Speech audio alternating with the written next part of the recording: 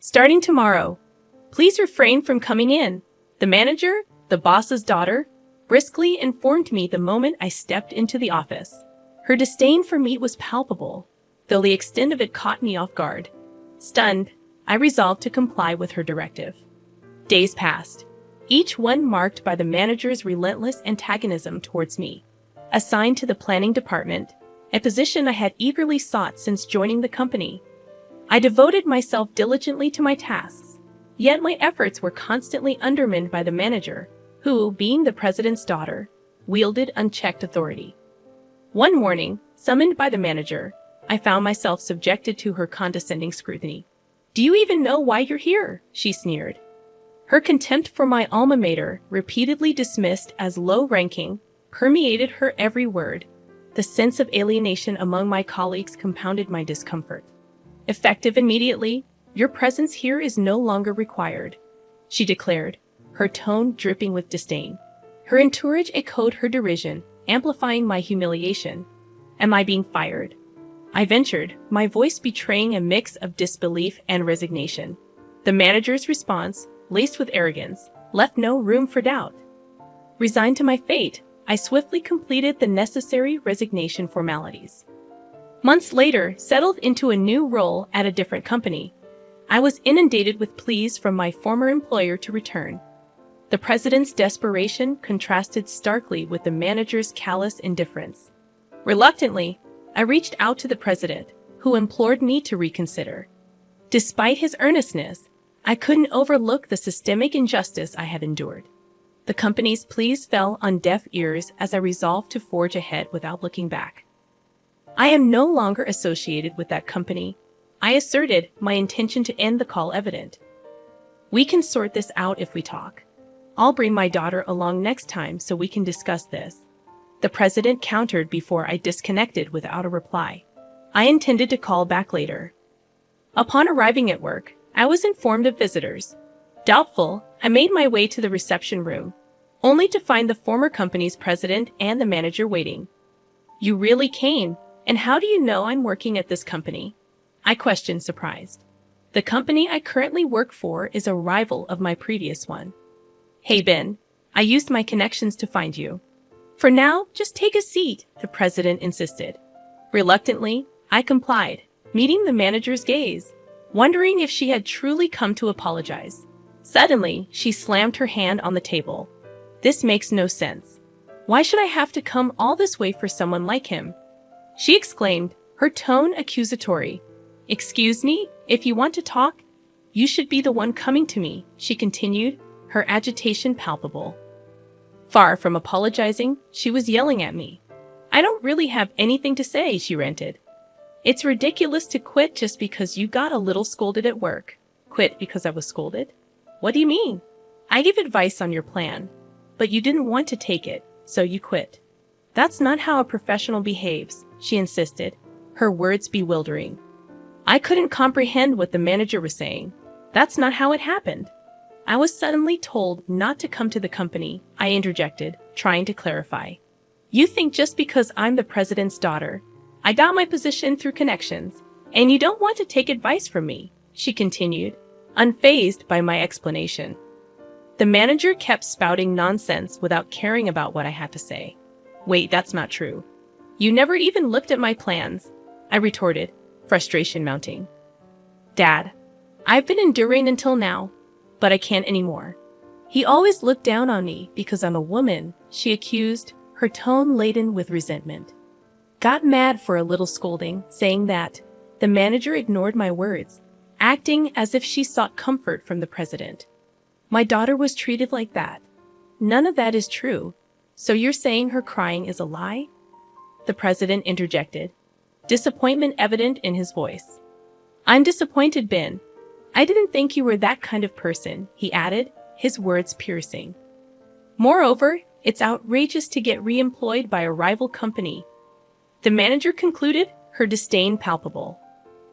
"I truly wanted to continue working in the same field. That's why I made the difficult decision to join this company," that was the truth. Even after joining the planning department I aspired for, I was completely ignored by the manager and never got the chance to prove my capabilities. However, I couldn't bring myself to leave this industry, and my current company welcomed me. You must have sold our company's information to get this job, right? Why else would they hire someone as incompetent as you?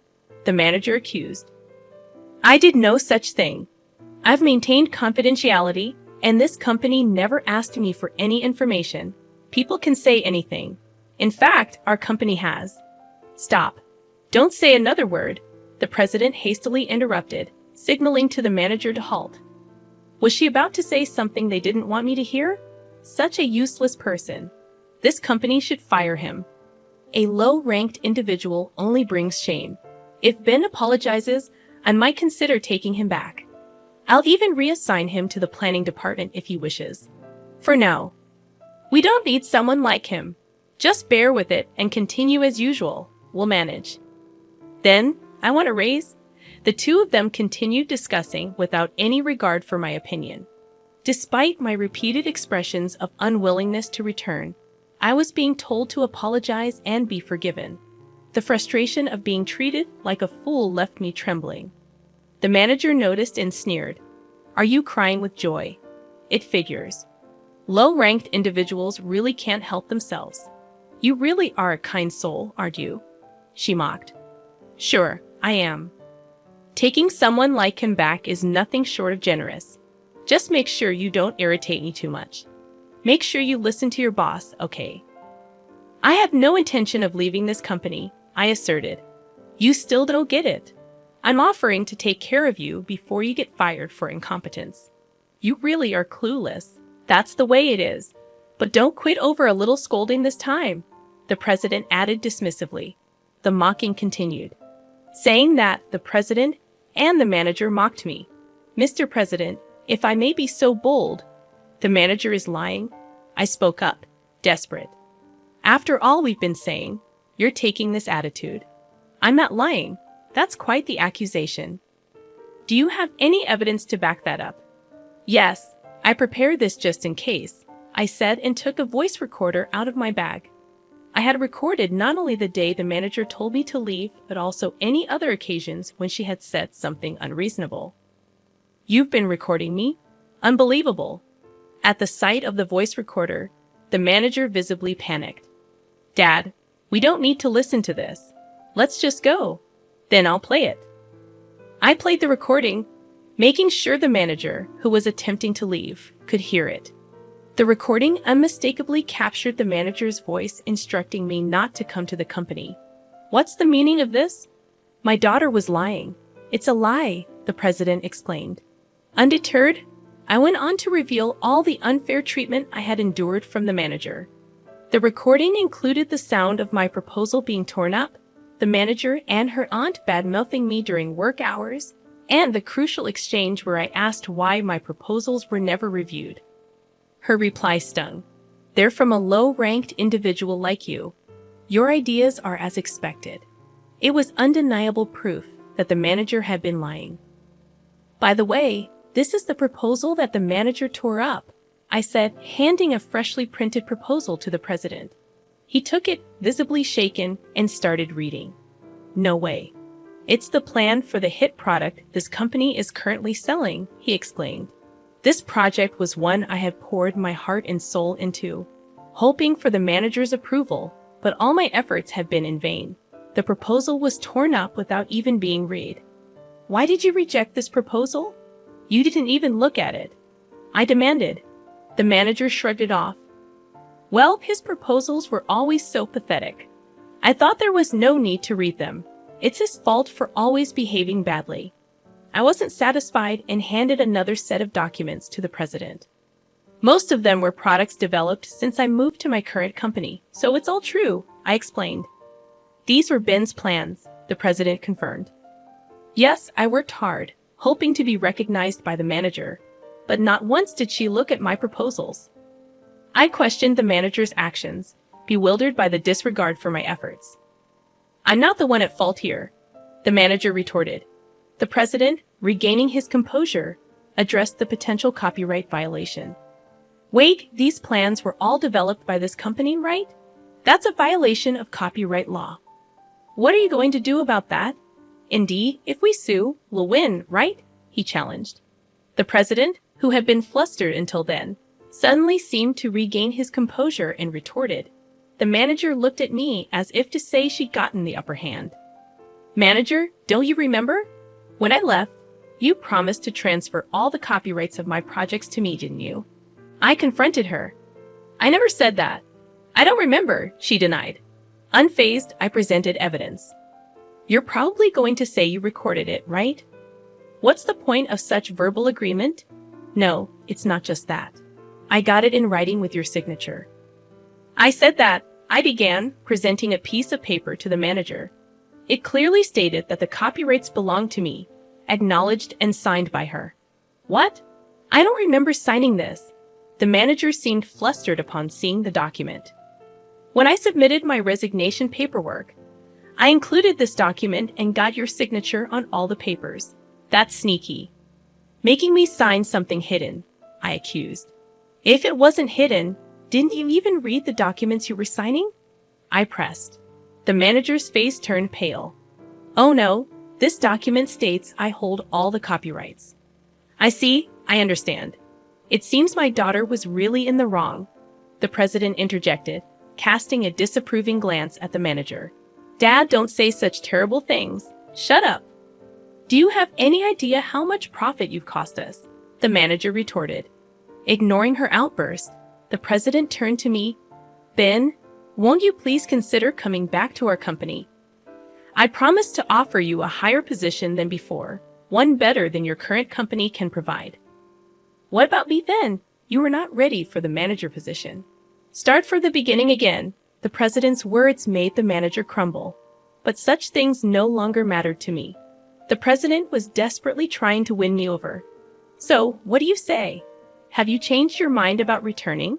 There's no one left to give you a hard time anymore, you know, the president urged, his eyes gleaming. Wanting to leave the situation, I asked him a question. There's something I want to ask. Sure, ask me anything, the president replied eagerly. It hasn't been long since I left your company, so why are you so desperate to bring me back now? I questioned. The president's voice suddenly faded, and he began to make excuses. We've been very busy recently. I thought about addressing it sooner, but I couldn't find the time. Sorry, he stumbled over his words. I didn't miss the president's eyes darting around as he made excuses. Is that so? Because it seemed like you were mostly playing golf when I was working there, I remarked pointedly. That was necessary for business networking. If you want, I can take you with me from now on, the president offered. No, that's all right. Feel free to reach out anytime, I declined. You're going to be our star player from now on, the president continued, talking as if my return to the company was a foregone conclusion, though he was making concessions. The pressure of not going against the president weighed heavily on me. There must be a reason you want me back in the company so badly. Reason? It's nothing grand. I just want to make things right for you, especially since my daughter caused you trouble. The president smoothly dodged the issue, but I could see through his facade. The president's real motive was clear, rendering this all a futile effort. Our company's performance had been growing, while his company had started to stagnate right after I joined. The products I planned hit the market successfully, skyrocketing sales, and rapidly increasing the company's reputation. I even got interviewed on TV as the planner. Compared to this thriving company, the president's company's performance had been lackluster. Being a traditional company, it failed to incorporate anything new and lacked buzz. Once seen as rivals, the difference between the two companies was now like night and day. Did you see me on TV? Is that why you hastily contacted me? Well, what was it again? Didn't you realize I had left, or that your company's performance wasn't growing until you saw me on TV? I had a lot I wanted to say. Why did he ignore the harassment I was receiving? Why didn't he inquire when I had to leave abruptly for an unreasonable reason? But conveying that to the president now meant nothing. There's no need for me to be involved anymore, I stated firmly. Did you think I was unaware of everything? You're a spiteful person. Yes, our company is in a pinch. If you know that, come back quickly.